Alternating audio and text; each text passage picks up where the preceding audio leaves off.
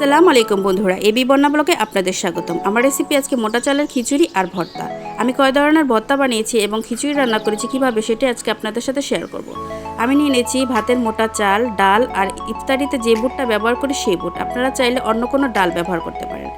আমি শুটকি ভর্তার জন্য নিয়ে নিয়েছি রসুন আর মরিচ ভেজে নিলাম। তারপর দিয়ে দিচ্ছি পুঁটি শুটকিগুলো ভালো করে ভেজে নেব। পুঁটি শুটকিগুলো ভালো করে ভেজে নেওয়া হয়ে গেলে আমি যে পাত্রে খিচুড়ি বসাবো সেই পাত্রে পরিমাণ মতন তেল দিয়ে দিলাম। তারপর 2টা তেজপাতা আর 2টা এলাচ দিয়ে দিলাম। পরিমাণ মতন পেঁয়াজ কুচি দিয়ে দিলাম। এখন ভালো মতন ভেজে তারপর আদা রসুন পেস্ট দিয়ে দেব।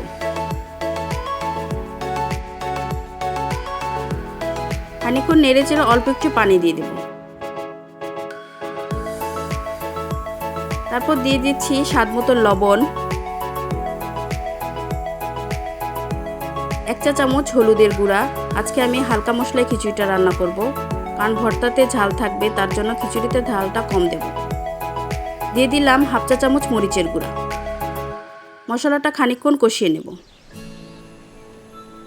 তারপর ওই ডাল চালগুলো অ্যাড করে দেব। আমি এখানে 2টা আলু অ্যাড করেছি।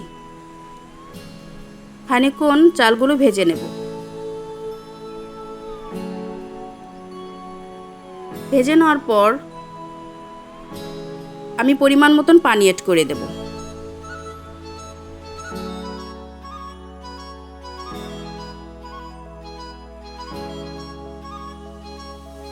তারপর যখন পানিটা বলক এসে পড়বে সেখানে আমি দিয়ে দেব 4-5টা কাঁচামরিচ আর অল্প একটু টেস্টিং সস। আপনারা টেস্টিং সসটা না দিলে স্কিপ করতে পারেন।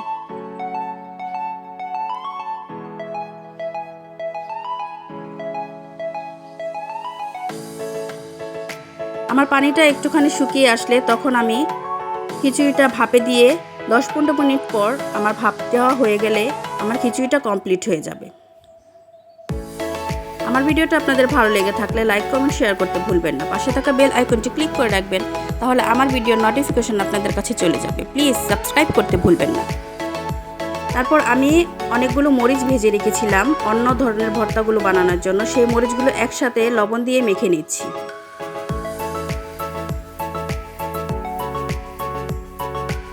মরিচগুলো মেখে না হয়ে গেলে দিয়ে দিচ্ছি ধনিয়া পাতা কুচি, 2 মুঠো পেঁয়াজ দিয়ে দিচ্ছি। এখন সবগুলো একসাথে মেখে নেব।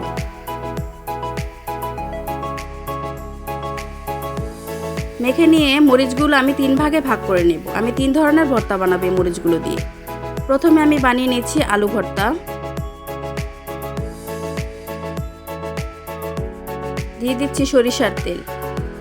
এতো আমার ভর্তাটা কমপ্লিট হয়ে গেছে। এখানে নিয়েছি করলা, নিয়ে নিয়েছি ডাল, একইভাবে ভর্তাটা বানিয়ে নেব। তারপর চলে যাচ্ছি শুটকি ভর্তা বানাতে। শুটকি ভর্তা বানানোর জন্য আমি পাটাতে মরিচ আর রসুন আগে বেটে নিয়েছি। তারপর শুটকি আর কাঁচা পেঁয়াজটা দিয়ে দিলাম। কাঁচা পেঁয়াজটা দিলে ভর্তাটা খুব মজা লাগে খেতে। এই তো আমার রান্নাটা কমপ্লিট হয়ে গেছে। দেখুন কতটা সুন্দর হয়েছে। আজকে এই পর্যন্তই। আল্লাহ হাফেজ।